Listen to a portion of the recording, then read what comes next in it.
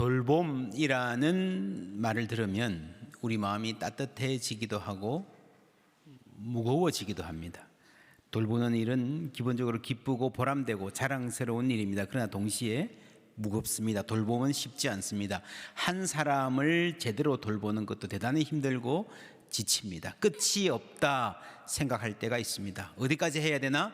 내 힘은 한계가 있고 돌보아야 할 사람은 많습니다. 우리가 이웃을 돌보자, 약한 사람들 돕자 할 때 드는 생각 중 하나는 세상에 힘든 사람들이 너무 많은데 어떻게 다 도울 수 있을까? 마치 컵으로 바닷물을 퍼내야 한다는 것 같은 느낌이 들기도 합니다.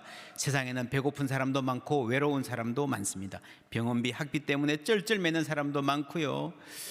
그래서 어떡하나 하다가 결국 마음을 닫아버리는 경우가 있습니다. 돌봄 어떻게 해야 하나?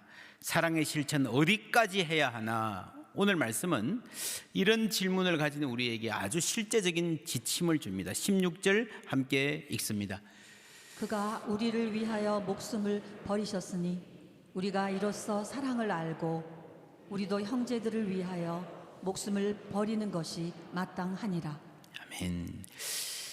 예수님의 사랑, 십자가의 사랑, 그 큰 사랑을 우리가 받았으니 우리도 형제를 위하여 목숨을 버리는 것이 마땅하니라.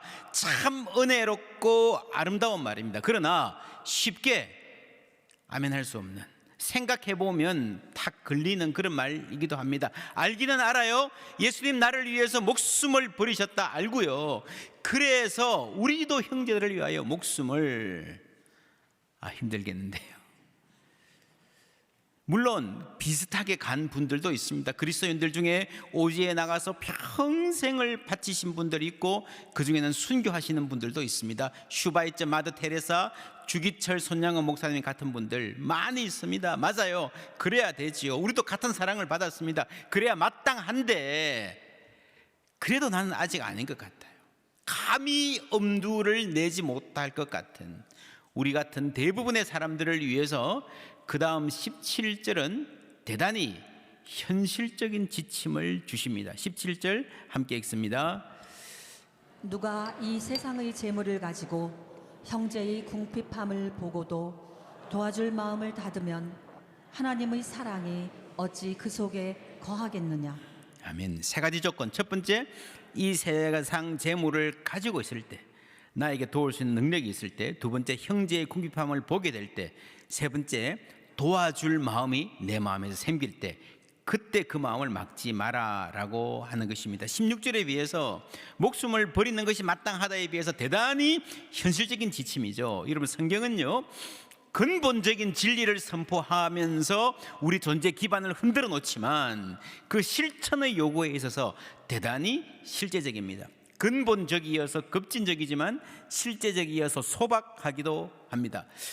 그래서 늘 말씀을 들으면 오늘 내가 행할 수 있는 작은 실천, 그게 생기는 거예요. 기억하십니까? 이사야 6장에서 근본적인 도전, 화로다 나여 망하게 되었도다. 인간의 가장 실존적인 고백입니다. 그런데 거기에 맞추어서 실제적인 권면, 오늘 만나는 사람들 가운데서 말을 조심하자를 주셨습니다. 오늘 말씀도 그래요. 16절에는 목숨을 버리는 것이 마땅하다라고 하셨고 17절에서는요 그것을 최소한으로 실천할 수 있는 지침을 주십니다. 친절하게. 제가 목회하고 설교하는 가장 중요한 원리가 이것입니다. 성경적이면서 실제적인, biblical and practical. 성경적이기만 하면요 그냥 뭐 뜬구름 잡는 소리 같죠. 실제적이기만 하면요 그냥 생활의 지혜 좀 되는 거지, 그것이 하나님의 뜻과 관계없을 수 있습니다. 성경적이면서 실제적이어야 됩니다. 어떤 말은요 듣기는 너무 좋아요, 너무 아름답고 멋있는데 그래서 그것이 지금 내 삶과 오늘 내 삶과 무슨 관계가 있는지 모르겠다, 실제적이지 않아요. 여러분, 성경은 본래 실제적인 책입니다. 그래서 이런 것이 가능한 거죠. 17절 보세요. 하나님께서 우리에게 세상에 어려움 당하는 모든 사람을 전부 다 찾아다니면서 도와라 말씀하지 않으십니다. 세상의 모든 배고픈 사람 다 먹일 프로그램, 그런 경제 구제를 확립하고 세상의 모든 외로운 사람들의 친구가 되어주라고 말씀하지도 않으십니다. 세 가지 조건. 첫 번째, 이 세상 재물을 가지고 있으면, 능력이 되면, 여유가 되면 하라는 거예요. 없으면 안 해도 됩니다. 가진 게 적으면 적게 하면 됩니다. 내가 재물을 가지고 있을 때에, 나에게 어떤 시간이 있을 때에, 나에게 지식이 있고 능력이 있을 때에 하라는 거죠. 여러분, 사람은요, 내가 혹시 무엇이라도 시간이든 재능이든 지식이든 재물이든 남보다 조금이라도 더 가진 것이 있다면, 야, 이것은 하나님이 나누라고 나에게 맡기신 것이다 라고 고백할 수 있어야 됩니다. 개인적으로도 그렇고요, 가정도 그렇고요, 교회도 마찬가지입니다. 큰 교회든 작은 교회든, 건강한 교회는요, 복음적인 교회는요, 늘 이웃을 위해, 남을 위해 애쓰게 되어 있습니다. 우리는 규모가 큰 교회이기 때문에 더욱 그렇습니다. 더욱더 할 수만 있으면 자신을 위해서 쌓기보다 이웃을 돕고 최대치로 나누는 교회가 좋은 교회, 하나님 기뻐하시는 교회인 줄 믿습니다. 두 번째, 형제의 궁핍함을 보고서입니다. 내가 삶을 살아갈 때에 내 인생의 여정에서 누군가를 만나는 상황을 말합니다. 물론 누군가를 돕기 위해서 세계를 다닐 수도 있습니다. 그렇게 안 해도 괜찮아요. 그냥 내가 일주일 살면서, 하루 살면서 누군가를 만났는데, 아, 이 사람 도와줘야 되겠구나 하는 생각이 들 때, 그때 하면 됩니다. 그래서 여러분, 우리가 내가 살아가는 이 삶의 여정에서 나의 도움을 필요로 하는 것 같은 사람을 만나는 이 순간은 대단히 중요합니다. 내가 어떤 사람이 될 것인가, 어떤 길을 갈 것인가, 그때 반응에 의해서 결정되는 거예요. 아이들도 그래요. 여러분, 요즘 학교에서 뭐 따돌림 왕따 너무 많잖아요. 점심시간에 식판 밥을 딱 들었어요. 근데 여기 혼자 외롭게 앉아 밥 먹는 친구 있어요. 저쪽에는 내가 친하고 싶은 잘 나가는 인사들 앉아 있어요. 어디로 갈 것인가? 바로 그런 순간이에요. 우리는 수도 없이 우리 인생에서, 여러분, 직장 생활에서, 사회생활에서 이런 때를 만납니다. 세 번째는요, 도와줄 마음이 생길 때, 도와줄 마음을 닫으면, 셧다운, 닫아버린다는 거죠. 마음이 생기는데 하나님의 사랑이 어찌 그 속에 거하겠느냐, 강하게 질문하십니다. 도와줄 마음이 없으면 괜찮은데 그냥 사세요. 그냥 조금이라도 내가 도와주고 싶은 마음이 생기고 하나님이 부담을 주시는데 그 마음을 셧다운, 닫아버리지는 말라는 겁니다. 아, 저분 누가 좀 도와줬으면 좋겠는데, 저분 참 외로워 보이는데 내가 전화라도 한 통 걸어드려야 되나. 여러분, 그 마음이 하나님이, 성령께서 주시는 마음일 수 있다는 말이에요. 그 마음을 닫지는 말라는 말입니다. 좋은 일 하려고 막 찾아다니지 않으셔도 좋습니다. 살다 보면 맞는다는 거죠. 여러분, 제가 예언합니다. 여러분, 오늘 이 설교를 들으셨기 때문에 앞으로 며칠 내에, 다음 주에 다시 이 자리에 예배하러 오기 전까지 적어도 몇 번은요, 내 도움을 필요로 하는 사람, 내 위로를 필요로 하는 사람, 나에게 따뜻한 말 한마디를 필요로 하는 사람을 만나게 될 겁니다. 오늘 말씀에 의하면 사랑을 베풀어야지, 섬겨야지, 도와줘야지 하는 마음이 생길 때에, 이렇게 마음에 뭐가 스물스물 올라올 때에 우리가 그것을 무시하고 닫아버린다는 거예요. 왜 그냥 지나가요? 바빠서, 어떤 사람은 어색해서, 어떤 사람은 자신감이 없어서, 아이 뭐 나 같은 사람이 도와준다 그래도 뭐 패만 되지 뭘 기뻐, 뭐 고마워할까. 그래서 이런저런 이유가 있어가지고 도와줘야지 하는 부담이 생기고 마음이 드는데 그냥 지나가 버리는 거예요. 성경은요, 그럴 때 그 마음을 셧다운, 닫아버린다라고 말하는 겁니다. 여러분, 마음을 닫으면요, 나중에는 완전히 닫힙니다. 감각이, 사람이, 여러분, 감각은요, 안 쓰면 둔해집니다. 하나님이 내 지갑을 열라 하실 때에 누군가에게 다가가서 말을 건네라, 잠시 머물러서 한번 시간을 좀 보내줘야 되지 않나 하는 생각이 들 때에, 그것이 성령 하나님 주시는 내적인 음성일 때에 그것을 한두 번 무시하면요, 계속 순종하지 않으면요, 그 시간이 반복되면요, 나중에는요, 성령의 음성이 들리지 않아요. 나중에는 그런 줄도 몰라요. 냉담한 사람이 되고 마는 거예요. 형제의 궁핍함을 보고서 했습니다. 여기서 하나의 질문이, 누가 내 형제인가? 어디까지 돌봐야 되는가? 아주 중요한 질문이죠. 이 목사님, 우리가 그것까지 해야 됩니까? 선한 사마리아인의 비유, 그 유명한 비유의 시작이 이렇습니다. 내 이웃을 내 몸같이 사랑하라. 그러니까 나 다 했습니다. 예수께서 이르시되 내 대답이 옳도다. 이를 행하라. 그러면 살리라. 그 사람이 자기를 옳게 보이려고 예수께 여짜오되, 그러면 내 이웃이 누구이오니까? 누구이니까? 이게 무슨 말이에요? 나는 누군가를 돌볼 준비가 충분되어 있다는 거예요. 누구를 돌봐야 됩니까? 어디까지 돌봐야 됩니까? 누가 나의 돌봄을 받을 자격이 있습니까? 라고 물어보는 거예요. 이 질문을 받고 예수님이 사마리아인 비유를 쭉 말씀하시고 나서의 결론이, 가서 너도 이와 같이 하라 라고 말씀하십니다. 이 사람의 질문을 완전히 180도 바꾸어 놓습니다. 이 사람은 내 도움을 받을 자격이 있는 사람이 누굽니까? 라고 물어봤는데, 예수님은 네가 돌볼 준비가 되어 있는가? 예수님은 누군가를 도울 수 있는 나의 마음, 나의 자세를 지적하시는 거예요. 우리는 준비되어 있습니까? 여러분, 이해가 되십니까? 완전히 질문을 반대로 하시는 겁니다. 우리는 사람마다 다 다릅니다. 겨우 자기 몸 하나 건사하기도 빠듯한 사람이 있습니다. 가족을 극진히 알뜰하게 잘 돌보는 사람이 있습니다. 그런데 가족 밖의 사람들에게는 대단히 냉담한 사람이 있습니다. 이웃들 잘 섬기는 사람이 있고요, 어떤 사람은 수많은 장애인들의 부모가 되어주기도 하고요. 그렇게 사람이 다 차이가 나고 자라가는 거예요.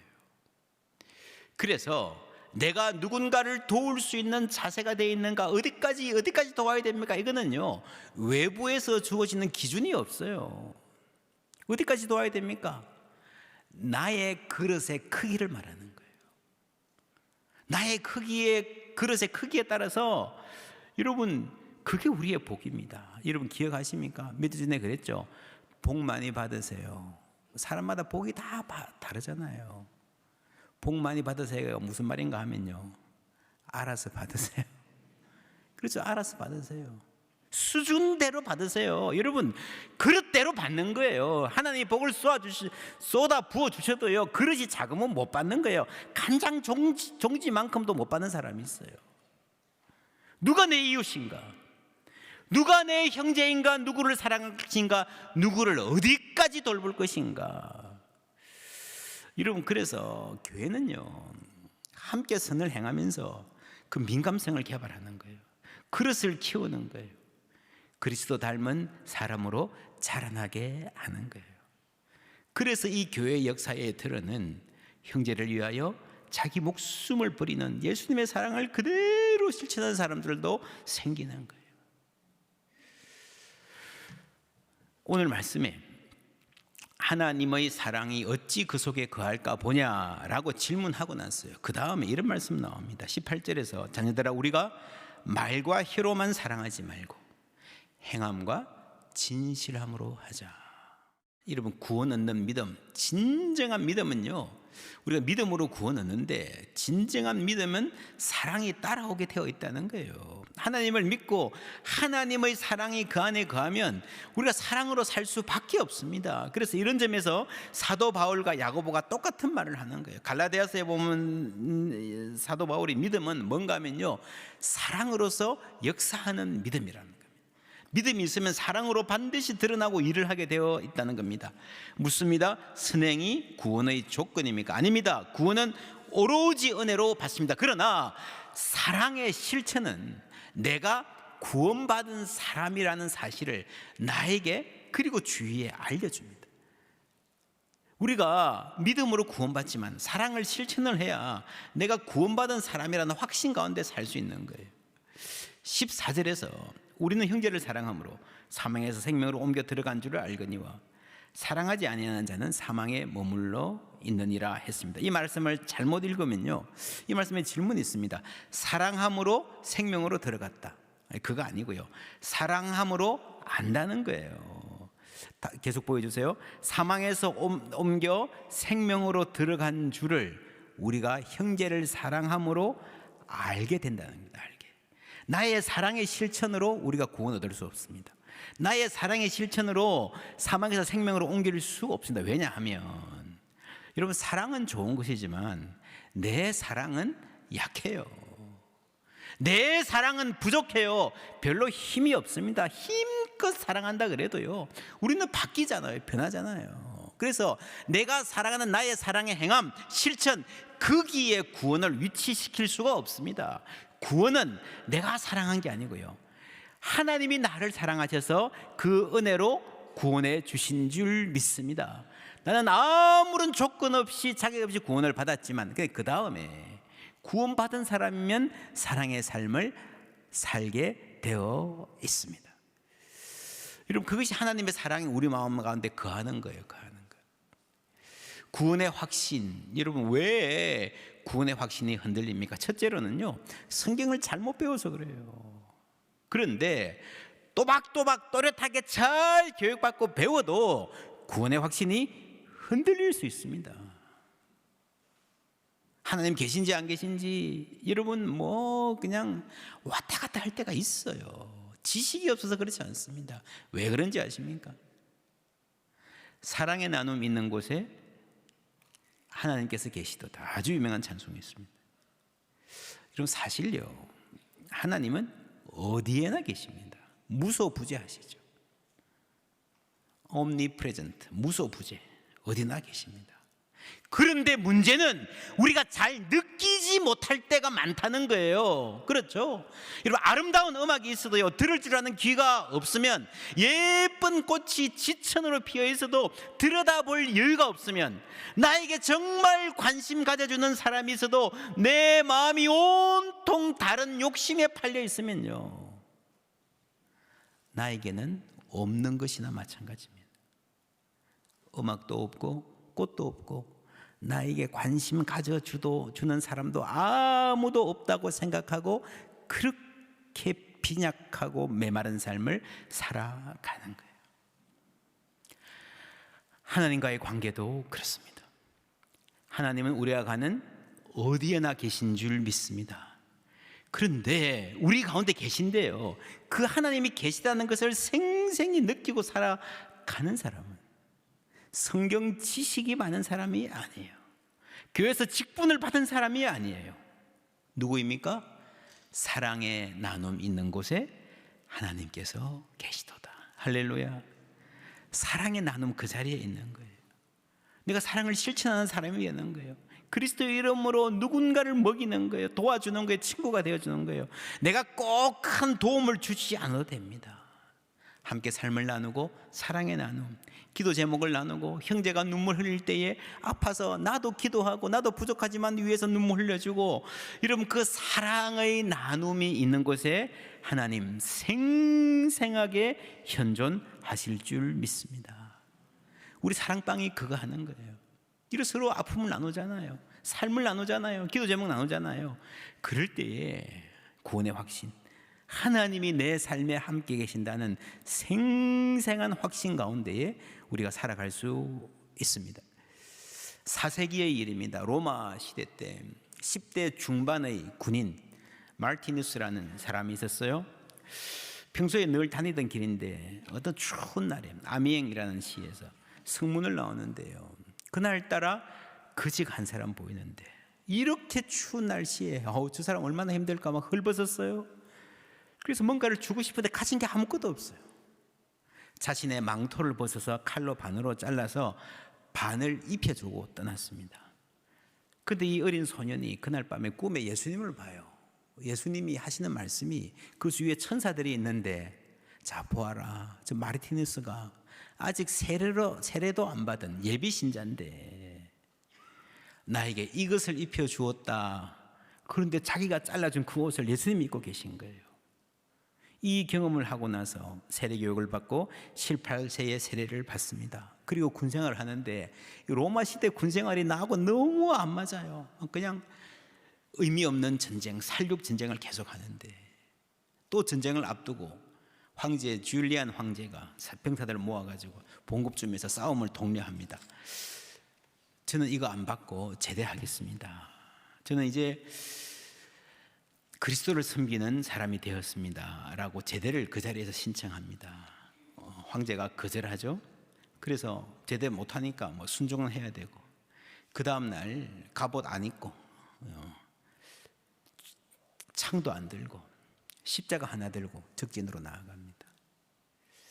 그런데 정말 놀랍게도 그때 적군의 사신이 황제에게 사람을 보내와 가지고요 평화 제의를 합니다. 그때 전쟁이 없어졌어요. 그게 지금 굉장히 로마 가톨릭계에서는 중요한 축일이 되어 있습니다. 그날이. 그 다음에 이제 시골로 다니면서 복음을 전하고요. 그리고 묵상하는 삶을 숨어서 하고 있습니다. 그런데 이분의 은혜의 말씀을 들으려고 사람들이 자꾸 그 시골로 찾아오는 거예요. 그래서 그냥 같이 살기를 바라는 거예요. 그래서 그게 공동체가 생기고 그것이 지금 프랑스의 처음 수도원이 되었습니다. 너무 훌륭한 그리스도인이니까 사람들이 주교로 선임하려고요 막 다녀도 한사코 거절하고 도망 다닙니다. 그래서 사람들이 꾀를 내가지고요 우리 이 투르에 심각한 병자들이 있는데 왔으면 기도해 주십시오 라고 불렀어요. 이분이 오니까요 딱 보니까 황제 취임식을 다 준비해 놓은 거예요. 어이쿠 아닙니다. 도망갔어요. 도망 가서 헛간에 숨었는데 그 헛간에서 그이들이 꾀꾀 울어가지고 들켰어요. 그래서 억지로 끌려나가서 주교의 자리에 앉습니다. 지금까지 로마 가톨릭에서 가장 존경받는 신앙의 어른이 되어 있습니다. 어디서 시작됐습니까? 어느 날 밤에 그 추운 겨울날 지나가는 그린을 보고 뭐 좀 도와줘야 되지 않을까? 큰 거 한 거 아니잖아요. 그죠? 자기 옷을 잘라서 주었던 그날 밤, 그때 그리스도의 사랑이 그 안에 거하기 시작한 거예요. 그럴 때 여러분 그리스도의 사랑이 우리 안에 거하기 시작하면요 결코 그냥 있지 않습니다.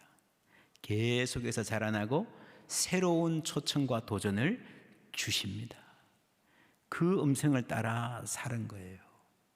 여러분 사람이요 사랑의 기회가 있어도 외면을 반복하면 점점 더 사람이 차가워지고 냉담해지고 나밖에 모르는 사람이 되어갑니다. 하나님의 사랑이 어찌 그 속에 거할까 보냐. 예수 믿는다고 했는데 세례도 받았는데 구원의 확신도 흔들리는 사람이 되고 맙니다. 그러나 여러분 하나님이 우리 마음 가운데에 작은 사랑의 실천 도전 주실 때에 마음을 닫지만 않아도요 그 음성을 따라 살기 시작하면요 하나님의 사랑이 우리 가운데 생생히 거하시고 점점 더 자라나게 될 줄 믿습니다. 그 사랑만큼 우리는 큰 사람, 세상에 복이 되는 사람, 그리고 하나님 안에서 진정으로 복되고 의미 있는 사람으로 세움받게 될 줄 믿습니다.